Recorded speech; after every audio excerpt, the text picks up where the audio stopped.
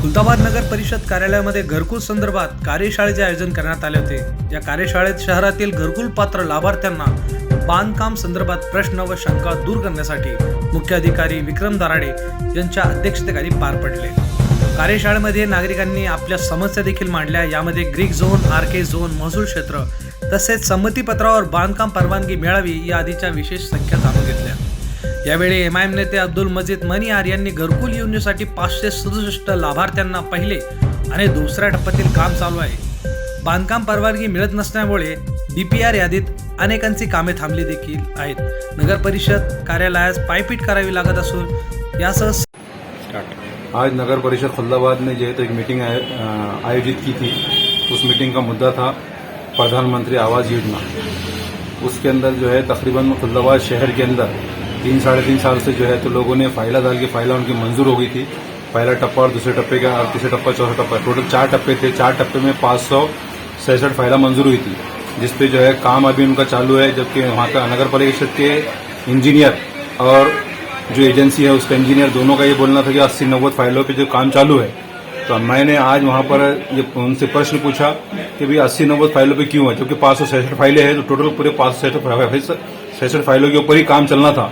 लेकिन उन्होंने कहा उनकी तरफ से जो बहुत सारी खामियां थी नगर परिषद तरफ से, वो लोगों को जो है तो जब फाइलें मंजूर हुई तो फाइलें समझो वालिद साहब के नाम पे या वालदा के नाम पे जमीन थी, तो वो जमीन जो है सिर्फ अपने शपथ पत्र के ऊपर जो है तो फाइलें मंजूर हुई। लेकिन यहाँ नगर परिषद के अंदर आने के बाद में क्या बोल रहे नगर परिषद वाले कि भाई उसके अंदर जो है तो एक तो शपथ पत्र, एक तो बख्शिश पत्र होना या नहीं तो रजिस्ट्री होना।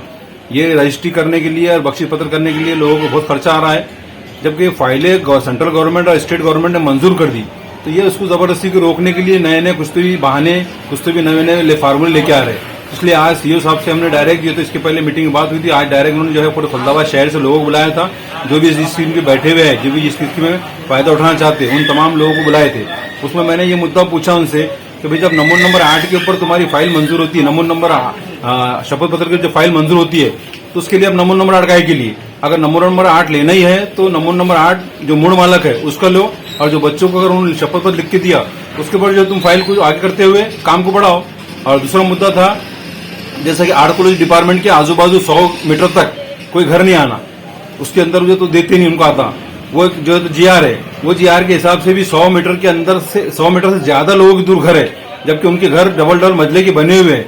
जबकि उनके घर मंजिले के बनने के बाद में अब वो सादा छोटा घर बनाना चाह रहे, सिंगल ग्राउंड फ्लोर के ऊपर, तो उसके अंदर भी जो है तो अठड़े ला रहे हो, क्योंकि वो 100 मीटर से ज्यादा दूर है वो लोग, तो वो भी उसमें बैठते नहीं।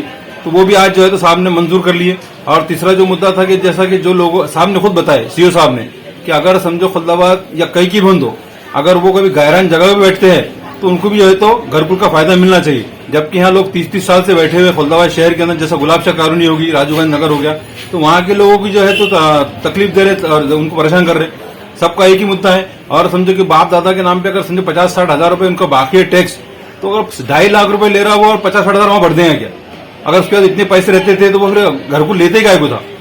घरकुल की जरूरत ही नहीं थी उसी को। सामाजिक कार्यकर्ते वीरेंद्र वाघ, मोहम्मद नईम बख्श यांनी घरकुलसाठी नागरिकांना काय काय अडचणी येत आहेत याबाबत शंकाही देखील दूर केल्यात। यानंतर मुख्य अधिकारी विक्रम दराडे यांनी आश्वासन दिले की 8 दिवसात जिल्हाधिकारी यांच्याशी चर्चा करून सगळे प्रश्न मार्गी लावू। खुलताबादहून सलमान खान यांची रिपोर्ट, एक्सप्रेस 1 न्यूज।